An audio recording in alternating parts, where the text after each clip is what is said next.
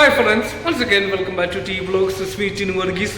Okay, ഞാൻ ഇന്നലെ winter എന്ന് പറയുന്ന ഫിലിം വീണ്ടും കാണാനിടയായി. അപ്പോൾ കുറച്ച് കാര്യങ്ങൾ പറയണമെന്ന് തോന്നി. ഈ വിൻ്റർ എന്ന് പറയുന്ന മലയാള ചലച്ചിത്രം ഓൾറെഡി നിങ്ങളിൽ ഏകദേശം എല്ലാവരും കണ്ടിട്ടുണ്ടായിരിക്കുമെന്ന് ഞാൻ കരുതുന്നു. 2009 ഐ തിങ്ക് 2009 വിക്കിപീഡിയ പറയുന്ന പ്രകാരം 2009 ദീപു കരുണാകരൻ അദ്ദേഹം സംവിധാനം ചെയ്ത് പുറത്തിറങ്ങിയ ചലച്ചിത്രമാണ്.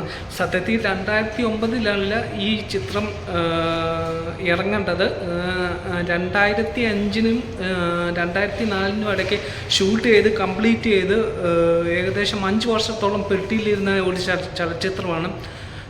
ഓക്കെ, ഒരു കാലം തെറ്റി ഇറങ്ങിയ ഒരു ഫിലിമെന്ന് വേണേൽ പറയാം.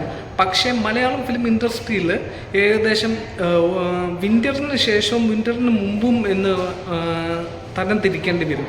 കാരണം വിൻ്റർ എന്ന് പറയുന്നത് ഒരു ഹൊറർ ചലച്ചിത്രമാണ്. ഈ ഹൊറർ ചലച്ചിത്രങ്ങൾക്ക് പണ്ടൊക്കെ എന്ന് പറഞ്ഞാൽ മലയാള ചലച്ചിത്രങ്ങൾക്ക് ഈ ഉറന്ന് പറഞ്ഞാൽ അല്ലെങ്കിൽ പേടിപ്പെടുത്തുന്ന ചലച്ചിത്രം എന്ന് പറഞ്ഞാൽ വെള്ളസാരി ഉടുത്ത് നടക്കുന്ന ഒരു പ്രേതം, അല്ലെങ്കിൽ ആ പ്രേതത്തിനെ കണ്ട് പേടിക്കുന്നു, അങ്ങനെ ഒരുപാട് ഫിലിംസൊക്കെ മലയാള പ്രേംനസീറിൻ്റെ കാലഘട്ടങ്ങൾ തൊട്ടേ ഉണ്ടായിട്ടുണ്ട്. പക്ഷെ വിൻ്ററിന് ശേഷമാണ് ഒരു വെള്ളസാരി എടുത്തുകൊണ്ട് നടക്കുന്ന ഒരു പ്രേതത്തിൻ്റെ ആവശ്യകത ഇല്ല മലയാള സിനിമ എന്നല്ല, ഒന്ന് പേടിക്കാൻ. സത്യം പറഞ്ഞാൽ ഈ ഒരു സിനിമ ആദ്യമായിട്ട് ഞാൻ കാണുന്ന 2011 എങ്ങാണ്ടാന്ന് തോന്നിട്ട്, അതും TV യിൽ, അതും പകൽ സമയത്ത് കണ്ടിട്ട് പേടിച്ചൊരു വ്യക്തിയാണ് ഞാൻ. ആക്ച്വലി വിൻ്റർ എന്ന് പറയുന്ന ഈ ചലച്ചിത്രം ഇതിന് പിന്നീട് ഫാൻ ബേസ് ഒരുപാട് ഉണ്ടാകുന്നുണ്ട്.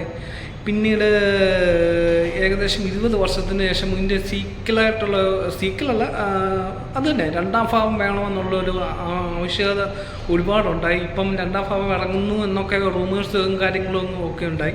അങ്ങനെ വരികയാണെങ്കിൽ വലിയൊരു വിജയം തന്നെ കൈവരിക്കും.